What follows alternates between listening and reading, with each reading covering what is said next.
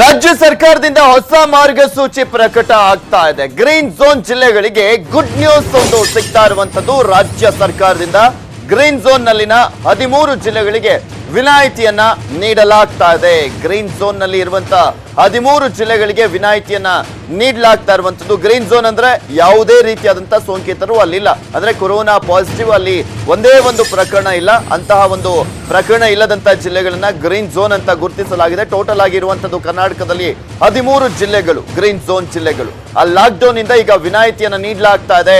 ಮಾರುಕಟ್ಟೆಗಳಲ್ಲಿನ ಕಾಂಪ್ಲೆಕ್ಸ್ ಗಳಲ್ಲಿ ಕೆಲಸಕ್ಕೆ ಅನುಮತಿ ಮಾಡಿಕೊಡ್ಲಾಗ್ತಾ ಇದೆ. 50% ಕಾರ್ಮಿಕರಿಗೆ ಕೆಲಸ ಮಾಡಲಿಕ್ಕೆ ಅವಕಾಶವನ್ನ ಮಾಡಿಕೊಡ್ಲಾಗ್ತಾ ಇದೆ. ಕಾರ್ಖಾನೆಗಳಲ್ಲಿ 13 ಜಿಲ್ಲೆಗಳ ಗ್ರಾಮೀಣ ಪ್ರದೇಶಗಳ ಕೈಗಾರಿಕೆಗಳಿಗೆ ಅವಕಾಶವನ್ನ ಮಾಡಿಕೊಡ್ಲಾಗ್ತಾ ಇದೆ. ಪುರಸಭೆ ಪಾಲಿಕೆ ವ್ಯಾಪ್ತಿಯ ಹೊರಗಿನ ಕೈಗಾರಿಕೆಗಳಿಗೆ ಈ ಒಂದು ಸಡಿಲಿಕೆ ಅನ್ವಯ ಆಗುತ್ತೆ. ರಾಮನಗರ ಜಿಲ್ಲೆಗೆ ಇದು ಅನ್ವಯ ಆಗೋದಿಲ್ಲ.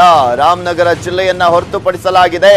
ರಾಮನಗರ ಜಿಲ್ಲೆಗೆ ಯಾಕೆ ಹೊರತುಪಡಿಸಲಾಗಿದೆ ಅಂದ್ರೆ ಅಲ್ಲಿ 5 ಕೊರೋನಾ ಸೋಂಕು ಇರುವಂತದ್ದು ದೃಢ ಆಯ್ತಲ್ಲ. ಸೊ ಹೀಗಾಗಿ ರಾಮನಗರ ಜಿಲ್ಲೆಗೆ ಈಗ ಪೆಟ್ಟು ಬಿದ್ದಂತಾಗಿದೆ. ಪಾದರಾಯನಪುರದ ಪುಂಡರನ್ನ ಅಲ್ಲಿ ಕರ್ಕೊಂಡು ಹೋಗಿದಾರಲ್ಲ, ಆ ಪೆಟ್ಟು ಈಗ ಕಾಣಿಸ್ತಾ ಇದೆ ನೋಡಿ. ಇಲ್ಲಿ 13 ಜಿಲ್ಲೆಗಳಿಗೆ ಅವಕಾಶ ಮಾಡಿಕೊಡ್ಲಾಗಿದೆ, ರಾಮನಗರ ಜಿಲ್ಲೆಯನ್ನ ಹೊರತುಪಡಿಸಿ. ಇದೆಲ್ಲದ್ರ ಬಗ್ಗೆ ಮತ್ತಷ್ಟು ಡೀಟೇಲ್ಸ್ ಅನ್ನ ನೀಡ್ತಾರೆ ನಮ್ಮ ಪೊಲಿಟಿಕಲ್ ಬ್ಯೂರೋ ಮುಖ್ಯಸ್ಥರಾಗಿರುವಂತಹ ಚಿದಾನಂದ್ ಪಟೇಲ್ ದೂರವಾಣಿ ಸಂಪರ್ಕದಲ್ಲಿದ್ದಾರೆ. ಎಸ್ ಚಿದಾನಂದ್ ಪಟೇಲ್, ಈಗ ರಾಜ್ಯ ಸರ್ಕಾರ ಗ್ರೀನ್ ಝೋನ್ ಜಿಲ್ಲೆಗಳಿಗೆ ಕೆಲವೊಂದು ವಿಚಾರಗಳಿಗೆ ಸಂಬಂಧಪಟ್ಟಂತೆ ವಿನಾಯಿತಿಯನ್ನು ನೀಡಿದೆ. ಏನೇನು ನೀಡಿದೆ ಅಂತ? ಪೃಥ್ವಿರಾಜ್, ಕೇಂದ್ರ ಸರ್ಕಾರದ ಮಾರ್ಗಸೂಚಿಯಂತೆ ರಾಜ್ಯ ಸರ್ಕಾರ ಕೂಡ ಆರ್ಥಿಕ ಪುನಶ್ಚೇತನ ಮತ್ತು ಆದಾಯ ಮೂಲವನ್ನ ಮತ್ತೆ ಹುಡುಕೊಳ್ಬೇಕಾಗಿದೆ. ಹಾಗಾಗಿ ಅನಿವಾರ್ಯವಾಗಿ ರಾಜ್ಯ ಸರ್ಕಾರ ಇದೀಗ ರೆಡ್ ಝೋನ್ ಮತ್ತು ಯೆಲ್ಲೋ ಝೋನ್ ಜಿಲ್ಲೆಗಳನ್ನ ಹೊರತುಪಡಿಸಿ ಗ್ರೀನ್ ಝೋನ್ ಜಿಲ್ಲೆಗಳಿಗೆ ಲಾಕ್ ಡೌನ್ ಅನ್ನ ಸಡಿಲಗೊಳಿಸಲಾಗಿದೆ.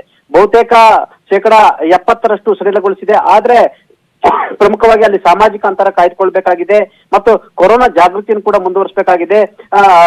ಜನಜೀವನಕ್ಕೆ ಯಾವುದೇ ರೀತಿ ತೊಂದರೆ ಆಗಬಾರ್ದು ಮತ್ತು ಕೊರೋನಾ ಸೋಂಕು ಒಂದು ವೇಳೆ ಇದ್ರೂ ಕೂಡ ಹರಡದಂತೆ ನೋಡ್ಕೊಳ್ಬೇಕು ಅನ್ನೋದು ಕೂಡ ಸೂಚನೆಯಲ್ಲಿ ಇದೆ. ಪ್ರಮುಖವಾಗಿ ಅಲ್ಲಿ ಇರ್ತಕ್ಕಂತ ಸಣ್ಣ ಕೈಗಾರಿಕೆಗಳಿರ್ಬೋದು ಮತ್ತು ಗುಡಿ ಕೈಗಾರಿಕೆಗಳಿರ್ಬೋದು, ಜೊತೆಗೆ ಅಲ್ಲಿರ್ತಕ್ಕಂಥ ಸರ್ಕಾರಿ ಕಚೇರಿಗಳು ಎಲ್ಲವೂ ಕೂಡ ತೆರೆದಿರ್ತವೆ.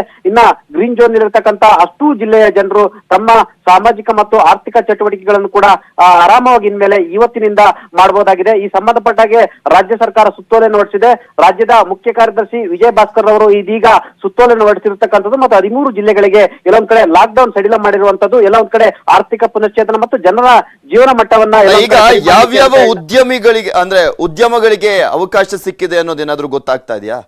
ಹೌದು, ಈ ಪ್ರಮುಖವಾಗಿ ಅಲ್ಲಿರ್ತಕ್ಕಂಥ ಇಂಡಸ್ಟ್ರಿಯಲ್ ಝೋನ್ಗಳು ಏನಿದೆ, ಇಂಡಸ್ಟ್ರಿಯಲ್ ವರ್ಕ್ ಗಳೇನಿದೆ ಮತ್ತು ಉದ್ಯಮಿಗಳಿಗೆ ಎಲ್ಲಾ ರೀತಿಯ ಮುಕ್ತ ಅವಕಾಶವನ್ನು ಕೊಡಲಾಗಿದೆ. ಆದ್ರೆ ಪ್ರಮುಖವಾಗಿ ಒಂದಷ್ಟು ಏನು ಮದ್ಯಪ್ರಿಯರು ಬಾರ್ ಅಂಡ್ ರೆಸ್ಟೋರೆಂಟ್ ಓಪನ್ ಆಗ್ಲಿ ಅಂತ ಹೇಳಿ ಎಲ್ಲ ಒಂದ್ ಕಡೆ ಬೇಡಿಕೆಯನ್ನು ಇಟ್ಟಿದ್ರು. ಆದ್ರೆ ಈ ಬೇಡಿಕೆಯನ್ನ ತಿರಸ್ಕರಿಸಲಾಗಿದೆ. ಯಾವುದೇ ಕಾರಣಕ್ಕೂ ಕೂಡ ಮದ್ಯದ ಅಂಗಡಿಗಳು ಮತ್ತು ಬಾರ್ ಅಂಡ್ ರೆಸ್ಟೋರೆಂಟ್ಗಳು ಓಪನ್ ಆಗ್ತಿಲ್ಲ.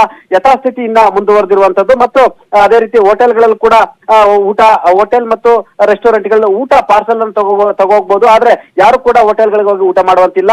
ಜೊತೆಗೆ ಉಳಿದಂತೆ ಸಾಮಾಜಿಕ ಅಂತರ ಕಾಯ್ದುಕೊಂಡು ಜಿಲ್ಲಾ ಕಚೇರಿಗಳಲ್ಲಿ, ಅದು ತಹಸೀಲ್ದಾರ್ ಕಚೇರಿ ಇರ್ಬೋದು, ಎಸಿ ಕಚೇರಿ ಇರ್ಬೋದು, ಸಬ್ ರಿಜಿಸ್ಟ್ರಾರ್ ಕಚೇರಿ ಇರ್ಬೋದು ಮತ್ತು ತಾಲೂಕು ಪಂಚಾಯತಿ ಕಚೇರಿಗಳಿರ್ಬೋದು, ಗ್ರಾಮ ಪಂಚಾಯತಿ ಕಚೇರಿಗಳು ಇರ್ಬೋದು, ಇಲ್ಲಿ ಜನರು ತಮ್ಮ ಕೆಲಸಗಳನ್ನ ಮಾಡ್ಲಿಕ್ಕೆ ಸಾಮಾಜಿಕ ಅಂತರ ಕಾಯ್ದುಕೊಂಡೇ ಕೆಲಸವನ್ನ ಮಾಡಬೇಕು. ಜೊತೆಗೆ ನೌಕರ ವರ್ಗದವರು ಕೂಡ ಸಾಮಾಜಿಕ ಅಂತರವನ್ನ ಕಾಪಾಡ್ಕೊಳ್ಬೇಕಂತೇಳಿ ಈ ಒಂದು ಸುತ್ತೋಲೆಯಲ್ಲಿ ಸೂಚನೆಯನ್ನು ಕೊಡಲಾಗಿದೆ. ಪೃಥ್ವಿರಾಜ್, ಸೊ ನಾಳೆಯಿಂದ ಗ್ರೀನ್ ಝೋನ್ ಜಿಲ್ಲೆಗಳಲ್ಲಿ ಇದೆಲ್ಲವಕ್ಕೂ ಅಂದ್ರೆ ಉದ್ಯಮಗಳಿಗೆ ಅನುಮತಿ ಇದೆ. ಹಾಗಾದ್ರೆ ಇದೆಲ್ಲವೂ ಕಾರ್ಯನಿರ್ವಹಿಸುತ್ತೆ?